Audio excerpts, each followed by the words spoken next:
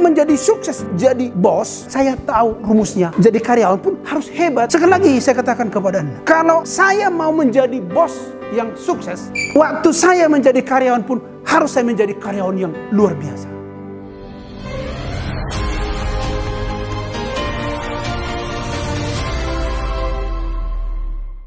Karena saya cenderung ini saya lihat gampang ngantuk.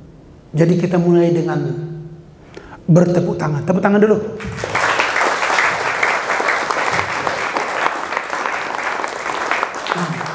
Dari tepuk tangannya tahu kita siapa calon-calon orang sukses. Tolong nanti yang saya sampaikan ini dengarkan, simak baik-baik dan aplikasikan dalam dirimu.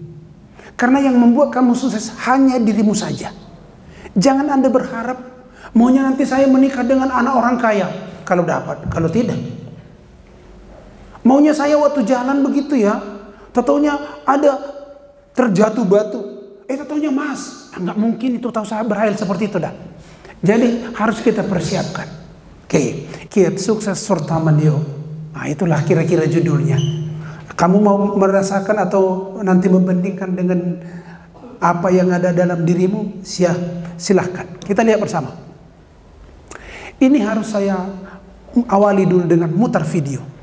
Ini adalah satu batang pohon yang digergaji oleh bapak ini. Kebetulan namanya bapak ini adalah Charles. Ini batang pohon ini digergajinya. Tadinya hanya batang pohon. Sekarang digergajinya dengan begitu seksama, dengan kerja keras begitu. Kita akan melihat nanti apa hasil daripada gergajiannya ini.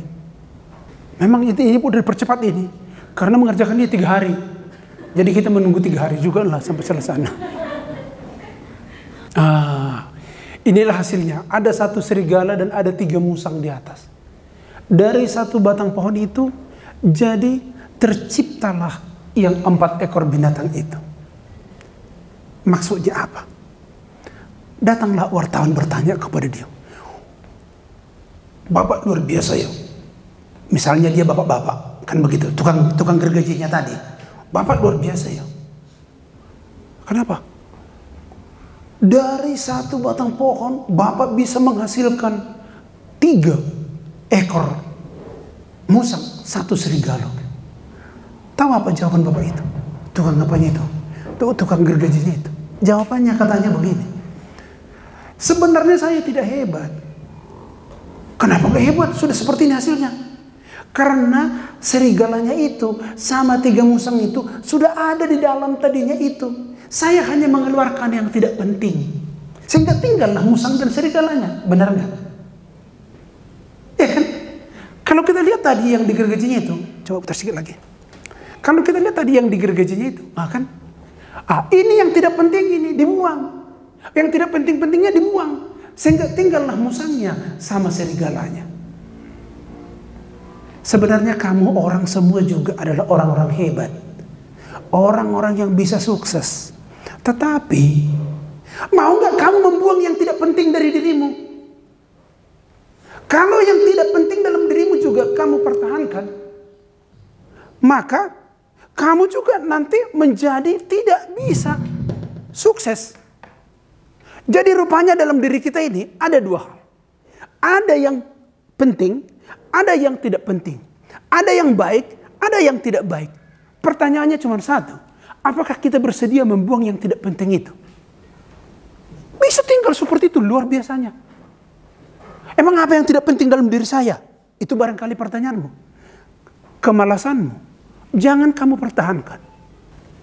Kemudian, kecongkakanmu, jangan kamu pertahankan. Mana mungkin saya congkak, Pak. Saya ini kan masih karyawan, masih bawahan. Siapa bilang tidak? Ada pasien yang tidak kita layani dengan bagus, sampai pasiennya pulang dengan kecewa. Itu kecongkakan, kesombongan. Itu perlu dibuang. Apalagi yang perlu dibuang? Banyak. Kebiasaan-kebiasaan yang merusak barang ataupun bahan-bahan yang bagus dalam diri kita itu. Bersedia enggak dikira-kira Anda ini digergaji, tetapi yang menggergaji Anda sendiri. Kalau orang lain menggergaji, nanti akan ditangkap oleh polisi. Pidana pembunuhan. Tapi bersedia enggak kamu untuk membuang kelemahan-kelemahan dalam dirimu. Jangan sampai Anda tidak tahu apa kelemahan dalam dirimu. Hanya orang yang gagal lah, atau hanya orang yang tidak bermutu lah, yang tidak tahu dia apa kelemahannya. Apa yang harus dibuang dalam dirinya. Perlu tahu. Kalau Anda tidak tahu apa yang kurang darimu, maka kamu merasa sudah benar-benar saja, merasa baik-baik saja, pasti nasibmu tidak akan pernah sukses. Makanya hari ini kita masuk kepada topik bagaimana kiat untuk sukses. Apa itu sukses? Ini dulu. Sukses jangan lupa, sukses adalah berhasil mendapatkan atau meraih sesuatu yang ditargetkan dalam waktu yang ditetapkan. Jadi jangan katakan karyawan yang baru masuk tamatnya hanya tamatan SMA tidak ada kesuksesannya. Ada. Anak SD kalau dia bisa menyelesaikan pendidikan dalam waktu 6 tahun dengan nilai-nilai yang bagus, sukses namanya. Jadi jangan dikira nanti anak SD nggak ada suksesnya. Kenapa? Karena dia belum bangun rumah, belum punya mobil. Ada ukurannya. Untuk kesuksesan seorang anak SD itu adalah dia itu bisa menyelesaikan pendidikannya dengan benar dan nilai bagus dalam waktu 6 tahun. Itu sukses. Itu makanya banyak orang karena dia terlalu picik pemahamannya. Banyak orang yang merasa dia itu gagal, merasa dirinya itu susah. Gara-gara dibandingkannya pula dia dengan Lim Silyong. Ya susah. Dibandingkannya dirinya itu dengan Eka Cipta Wijaya. Ya nggak bisa. Makanya kalau kamu bekerja, buatkan targetmu dulu. Ini akan saya dapatkan dalam sekian waktu ini.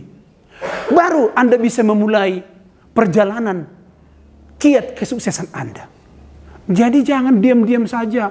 Kalau saya ini apalah saya ini saya apalah, begitu. Kalau hanya bergerak di situ, Anda akan dalam hidup ini Anda hanya takabur.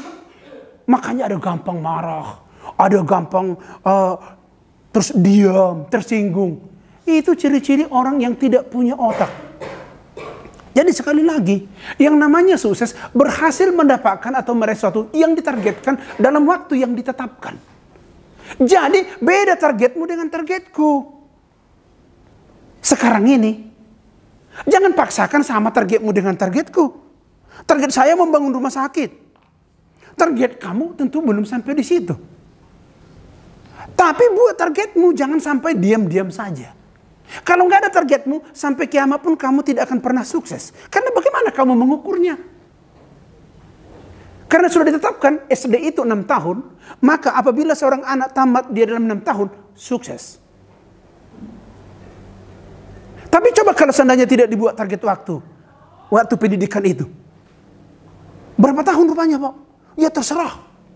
Boleh sampai tua? Boleh, udah banyak begitu kok gitu. Ya nggak jadi. Jadi tetapkan dulu, apa yang kamu targetkan sebenarnya? Ya, 2-3 tahun ke depan. Harus ada. Kalau nggak ada, bisa bingung sendiri. Banyak orang tidak punya target. Rata-rata orang tidak punya target. Seorang orang dia hanya menunggu takdir. Nggak bisa. Ya, oke, itulah sukses. Sekarang kita lanjut lagi. Jadi bagaimana kiat untuk mendapatkan itu? Kalau bicara masalah kiat, nah ya, ini kiat. Jangan lupa, kiat adalah cara atau jalan. Satu-satunya nggak banyak jalan. Yang efektif ya. Untuk meraih target yang diharapkan itu. Jadi ada jalannya. Ada caranya. Kalau tidak melalui jalan yang benar, nggak nyampe. Itu harus diingat itu. Makanya ada banyak orang gagal, banyak nggak orang susah di sekitar rumahmu. Saya tanya dulu, siapa tadi? Kamu dulu ya. Banyak nggak orang susah di sekitar rumahmu? Banyak kan? Tahu kenapa? Apakah dia tidak mau sukses? Mau, tapi nggak tahu jalannya. Sehingga dicobanya dengan jalan yang salah. Akhirnya dia gagal. Itu makanya banyak orang susah. Jadi kalau sudah ada orang susah di sekitar rumahmu yang kamu saksikan sendiri, maka kamu harus mengingat. Jangan mengikuti caranya. Jangan mengikuti pola pikirnya. Karena kalau kamu mengikuti, kamu akan menyusul seperti dia. Jadi harus ditanamkan dalam hati itu. Ada orang gagal. Saya tidak mau mengikuti cara kerja dia. Cara pikir dia. Sikap dia. Kebiasaan-kebiasaan dia. Jangan diikuti. Baru kita bisa memperoleh kesuksesan. Kan gitu. Jadi emang bagaimana caranya Pak? Bagaimana jalannya? Nah, mari kita lihat bersama. Jadi kalau kamu tidak tahu cara ini, jangan pula Anda berdoa untuk sukses. Jalannya pun kamu nggak tahu, bagaimana kamu mau sampai ke sana? Maka kita lihat bersama di sini. Oke, kita lihat bersama. Orang gagal bukan orang yang tidak punya keinginan loh. Orang gagal bukan orang yang tidak punya keinginan untuk sukses, tetapi tidak tahu jalan menuju kesuksesan itu. Itu yang pertama. Kedua, tahu dia caranya mau sukses, tetapi dia itu tidak mampu. Gak mampu dia menjalaninya. Ketiga, sebenarnya dia tahu dan dia mampu menjalaninya, tapi tidak mau dia menjalaninya. Ya. Jadi pertama, tidak tahu. Kemudian yang kedua, tidak mau. Itu makanya orang ada yang tidak sampai kepada kesuksesan itu. Dan memang harus diingat, jalan menuju kesuksesan itu biasanya jalan kesuksesan mengganggu zona kenyamanan. Jadi kalau kamu masih nyaman-nyaman saja, terus yakin ini pasti bukan jalan kesuksesan. Kalau tenang-tenang saja, melamar ke Citama sampai di sana, ya begini, nyaman-nyaman saja, pasti kamu itu tidak berada pada jalan kesuksesan. Tapi kalau ada tentang, ini sulit sekali, ini kok begini, bagaimana caranya menghadapi pasien ini, bagaimana ini, dan kamu mau menjalaninya, barulah itu bisa didapatkan kesuksesan. Saya juga dulu pernah menjadi karyawan dan lama. Tapi apa yang saya pikirkan, untuk menjadi sukses jadi bos, saya tahu rumusnya. Jadi karyawan pun harus hebat. Itu makanya waktu saya karyawan dulu, saya 6 tahun saya kerja di perusahaan orang. Saya karyawan teladan selama 6 tahun. Gitu. Sekali lagi saya katakan kepada Anda, kalau saya mau menjadi bos yang sukses, waktu saya menjadi karyawan pun harus saya menjadi karyawan yang luar biasa. Saya melihat ada banyak orang berkata seperti ini. Ya biarlah saya di Citama ini dulu nguli-nguli gitu ya. Ya nanti ya bisa jadi hebat. Kalau di Citama saja kamu gak hebat, jangan pernah bermimpi dimanapun Anda bekerja Anda jadi hebat. Orang di tempat kecil aja Anda gak hebat, bagaimana Anda mau hebat di tempat yang besar? Di SD di samping rumahmu juga kamu gak juara. Kok bisa saya nanti akan juara SD se-Indonesia? Itu namanya sakit namanya itu. Jadi sekali lagi, kalau kamu mau jadi hebat, sudah kelihatan sekarang bibit-bibit mau hebat itu. Jadi kalau saya temukan ada orangnya saya lihat gitu, dia seperti memelas, seperti mengeluh, seperti begini. Habis itu dimasukkan pasien di medsos, keluhannya komplain kepada dia. Siap-siaplah. Sebenarnya semua karyawan ini harus bersyukur, berterima kasih. Ada tempat Anda berlatih di Citama. Tunjukkan di sini kalau kamu hebat. Kalau di sini pun gak hebat, janganlah bermimpi terlalu tinggi. Cukuplah tak usah bermimpi, menghayal-menghayal aja lah. Kalau di sini pun gak hebat. Tapi kalau di sini kamu hebat, ada kemungkinan kamu hebat nanti. Saya katakan tadi, waktu saya karyawan, 6 tahun saya menjadi karyawan teladan. Saya berlatih betul di sana. Bagaimana menjadi hebat? Daripada orang lain tidak ada tempat berlatih. Saya tahu tidak ada tempat bekerja yang dilatih seperti yang ada di Citama ini. Jadi itulah yang namanya kesuksesan itu. Jadi kesuksesan itu ada jalannya. Dan kita harus tahu jalan itu. Kita harus mampu mengerjakan itu. Dan kita mau mengerjakan itu. Ya, jadi tahu, mampu, dan mau. Kalau tidak melalui 3 proses ini, jangan pernah mengharap suatu saat kita atau Anda akan menjadi sukses. Oke, saya lanjutkan lagi. Jangan pernah, ini ada pertanyaan. Saya coba ajak Anda menjawab ya. Ada pernyataan, saya menjadi tidak punya teman karena saya tidak orang sukses. Satu lagi, saya balik atau gini. Saya menjadi orang tidak sukses karena saya tidak punya teman. Mana yang benar ini? Kamu dulu. Saya menjadi orang tidak sukses. Saya menjadi orang tidak sukses Karena tidak punya teman. Oke. Kalau kamu, mana kalimat yang benar? Enggak, saya bilang kamu tidak sukses ya. Tapi mana kalimat di sini menurutmu yang benar ini? Yang bawah. Yang bawah mana? Saya menjadi orang tidak sukses karena saya tidak punya teman. Ah gitu. Kalau menurutmu? Sama dengan apa kamu? Dan menjadi orang sukses tidak punya teman. Ada pendapat lain? Ini mereka ini sudah diskusi tadi. Ada pendapat lain? Oke, monggo. Saya menjadi tidak punya teman karena saya tidak orang sukses. Ah, itu menurutmu ya? Charles?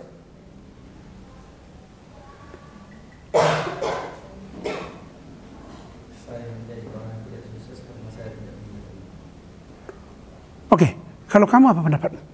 Saya menjadi tidak punya teman karena saya tidak orang sukses. Siapa mengatakan di dalam kehidupan ini kalimat di atas yang benar? Angkat tangan. Yang merasakan kalimat di atas yang benar. Saya menjadi tidak punya teman karena saya orang gagal, kira-kira begitulah. Oke. Siapa yang mengatakan saya menjadi orang tidak sukses karena saya tidak punya teman? 1, 2, 3, 4, 5, 6. Wois. Charles 2 kali naik. Makanya mana sih? Tadi pun naik, sekarang pun naik. Coba kita lihat ya. Realita di lapangan, kata-kata selalu berbicara nomor 1 itu. Saya menjadi tidak punya teman karena saya orang gagal. Saya tidak ada famili gara-gara saya orang miskin. Banyak kata-kata seperti itu. Tetapi itu salah. Yang benar bagaimana? Yang benar di bawah ini. Saya menjadi tidak sukses karena nggak ada teman. Seandainya banyak temanmu, kamu pasti sukses. Itu makanya jangan ada yang sombong. Karena sombong itu membuat orang lain tidak mau berteman dengan Anda. Ada banyak gitu, ada. Ada yang cuek, ada yang sepele, ada yang ngeledek gitu sama orang. Itu akhirnya tidak disenangi orang dan tidak ada orang menjadi temanmu. Seandainya banyak temanmu, kamu pasti orang sukses. Seandainya banyak teman saya.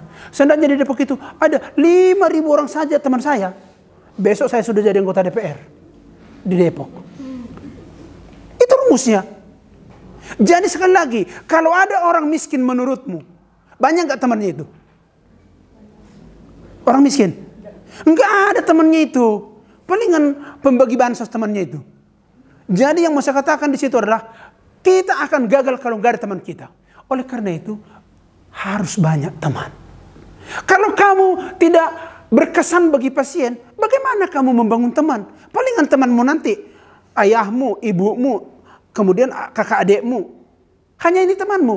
Cari jodoh pun kau susah. Ya toh? Kalau nggak banyak orang kamu kenal, cari jodoh juga susah loh. Makanya ada teman saya dulu begitu, dia mau cari jodoh. Kan gitu. Dia senang banget sama tentara. Tiba-tiba ada datang orang mendekati dia, ditanyanya. Saya kapten lo katanya. Wah senang dia, bapaknya pun ikut senang. Tentunya kapten main bola. Ya enggak jangan. Bukan kapten tentara gitu ya. Pikirkanlah, berapa hari ini tambah temanmu? Berapa hari ini tambah temanmu? Berapa hari ini tambah temanmu? Ini berapa tambah teman? Harus dipikirkan itu. Jangan sampai kamu tidak pernah memikirkan itu. Seolah-olah kamu mau sukses dengan caramu sendiri. Enggak ada. Oke, kita lanjut lagi. Jadi oleh karena itu, jangan lupa ya, kesuksesan kita tergantung kepada berapa banyak orang yang senang kepada kita. Saya kadang-kadang kasihan melihat orang gitu ya. Saya pernah ada orang melamar ke Citama. Dia itu adalah tamatan akademi kebidanan. Dan saya tanya, karena saya lihat kok ini ijazahnya kok sepertinya sudah lusuh gitu ya. Tamat tahun berapa? Dia 1 tahun lebih muda dari saya. Wah saya saja sudah begini kan gitu kan. Dia masih mau melamar. Masya Allah, kan begitu kan. Kok dari mana kemarin ini? Saya tanya dia, kamu udah pernah bekerja sebelumnya? Pernah bekerja dulu Pak. Saya dulu pernah honorer di puskesmas. Berapa lama? Itu ada 3 bulan. Kenapa kamu tinggalin? Karena saat itu bapak saya sakit. Itu semua adalah alasan-alasan yang menerima atau membuat dia sah menjadi gagal. pas-pasan semua. Ya. Jadi sekali lagi, kesuksesan kita tergantung kepada banyak orang yang menyenangi kita. Makanya ciptakan temanmu tiap hari. Tahu gimana cara menciptakan teman yang bagus? Apa kamu pasang iklan? Siapa namamu, Neng? Tania. Tania. Cuci gudang. Oh, bagaimana? Cuci gudang gitu ya. Ada lagi orang gitu ya. Kebetulan dia inilah misalnya plakatnya gitu kan. Dia berdiri di pinggir jalan. Diri gitu, dia jual diri. Masih hangat. Nah, gitu. Emang mau disambel apa? Tapi jangan lupa, kalau kamu melihat kira-kira hidupmu sehari-hari tidak bertambah temanmu dari hari ke hari, sebenarnya kamu itu sudah lampu merah loh. Kayaknya ini calon-calon orang yang tidak mau sukses ini. Pikirkan dirimu. Saya nggak bisa mengubahmu. Yang bisa mengubahmu hanya dirimu saja. Saya juga yang bisa mengubah diri saya. Kalau kamu tidak mau mengubah dirimu, siap-siap menjadi orang gagal. Dan menjadi orang-orang katakanlah susah di dalam kehidupan nanti. Ya, oke. Jadi saya lanjutkan. Yang kedua ini. Orang yang menyenangi kita, tidak semua orang menyenangi kamu. Kecuali ada manfaat didapatnya darimu. Dan juga karaktermu bagus di matanya. Kan gitu. Apakah semua orang bisa disenangi orang lain? Enggak. Tapi kalau kamu ada manfaatnya, kamu bisa membantu dia sehingga dia menjadi sembuh. Kamu menjelaskan ini, sehingga ada manfaatmu bagi dia. Maka kamu disenanginya. Ada lagi karaktermu yang bagus, perilakumu yang bagus. Baru kamu itu disenangi. Jadi sebenarnya tiap hari kita ini adalah sedang berpromosikan diri. Kalau kamu tidak mempromosikan dirimu setiap hari, apapun posisimu, mau dokter, mau perawat, mau bidan, mau bagian administrasi, kamu akan bernasib malang sebentar lagi, beberapa tahun ke depan, kamu pasti bernasib malang. Promosikan dirimu dong. Gitu kan? Melalui apa? Berikan keahlianmu, bermanfaat bagi dia. Kemudian juga tunjukkan karaktermu yang bagus di mata dia. Sebenarnya saya tidak mau menyebut namanya. Jadi karena saya tidak mau menyebut namanya, saya tidak menyebut namanya, kan begitu. Ada seorang karyawan di Citama sekarang. Cewek. Dan dia itu dipilih oleh seorang ibu menjadi menantunya. Karena bagus pelayanannya waktu si ibu itu berobat di Citama. Hebat dong. Padahal ada orang di sana ya, nggak kurang cantik, sikit-sikitnya kurangnya. Oh ya. Tapi nggak dapat. Dan ini kayaknya sudah mau sebentar lagi menikah itu. Hebat dia. Mempesona cara kerjanya. Jadi dia itu menunjukkan bahwa dia itu keahliannya menolong si pasien itu bermanfaat, karakternya menyenangkan bagi orang, maka dibilangnya, kamu jadi menantuku ya. Kan begitu. Akhirnya dia pun pasang harga. Buat orang lain terpesona dengan cara kerjamu. Itu penting. Saya kasihan melihat ada beberapa orang gitu kan. Saya tidak tahu, mungkin yang terbayang dalam pikirannya selama ini mungkin adalah hidup ini susah. Cari jodoh itu tidak gampang. Cari duit apalagi. Jadi bagaimana? Kita harus hidup prihatin. Itu dalam pikirannya terus. Sehingga mukanya pun cemberut kayak jeruk purut. Melayani pasien. Pasien pun bingung. Ini orang apa jeruk? Nah, kan begitu. Ketiga, karakter kita tergantung kepada bagaimana keahlian kita. Dan bagaimana sikap kita. Dan cara komunikasi kita kepada orang. Saya melihat ya ada beberapa orang juga karyawan di Citama ini. Orangnya cukup cantik.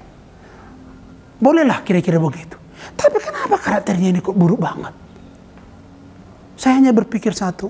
Mungkin beginilah dia dibentuk dalam keluarganya. Saya nggak bisa mengubah dia loh. Hanya dia yang bisa mengubah sikap dan karakternya. Ya, Jangan dulu. Jadi bagaimana cara membuat teman banyak? Itu adalah langkah kiat pertama untuk sukses.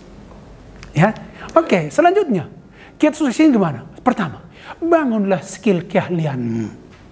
Jangan pula bekerjamu itu amburadul dan banyak masalah-salahnya.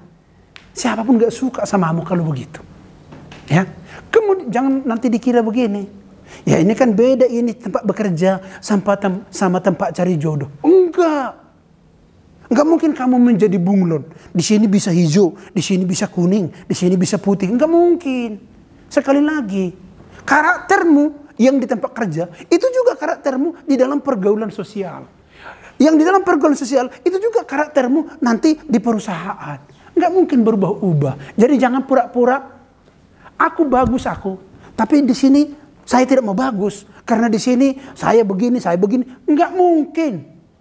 Kecuali kalau kamu hantu, kadang-kadang seperti pocong, kadang-kadang seperti gondoruo. Kalau kamu bukan manusia. Kalau manusia bohong kalau dia bisa berubah-ubah karakter. Enggak bisa itu. Kecuali main sinetron. Tapi enggak bisa. Kalau kamu buruk di tempat kerjamu, sesungguhnya di rumahmu pun kau buruk. Dan juga di tempat bersosial pun kamu buruk. Dalam mencari pacar pun kamu pasti buruk. Ya, oke. Selanjutnya, bangunlah sikapmu yang bersahaja dan menyenangkan. Jangan jaim-jaim, sosok lebih hebat kita. Bangunlah sikapmu yang bersahaja dan menyenangkan bagi orang lain. Jangan pernah merasa diri kita udah hebat atau merasa di puncak gitu. Segala sesuatu yang di puncak tinggal menunggu turunnya. Ada lagi ini, jangan pernah merasa dirimu matang. Saya lebih matang dari dia. Saya lebih oke dari dia. Karena segala sesuatu yang sudah matang tinggal menunggu busuknya. Ya. Selanjutnya, jangan pernah sombong. Sebab sombong itu awal kehancuran. Kenapa? Karena semua orang akan menghindar dari kita. Gitu. Ya. Selanjutnya ini, jangan pernah memiliki moto.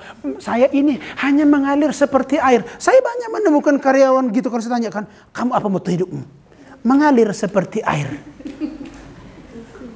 Kenapa jangan memiliki moto mengalir seperti air? Sebab air yang mengalir selalu semakin ke bawah, tidak pernah naik.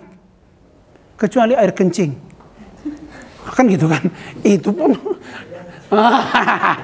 Dia tahu dia. Jadi apa yang mau saya katakan di sini? Kamu jangan sampai tidak punya moto. Dan jangan punya moto yang salah. Karena banyak orang gitu. Kalau saya Pak, saya mengalir aja seperti air. Saya tidak ngoyo-ngoyo dalam hidup ini. Mati pun kau nggak apa-apa, aku bilang. Gitu. Tapi ada prinsip. Tapi prinsip untuk maju. Caranya gimana? Miliki keahlian. Bangun sikap. Bangun komunikasi. Itu caranya. Sampai banyak temanmu. Kalau belum ada temanmu 1000, kamu masih susah hidupmu.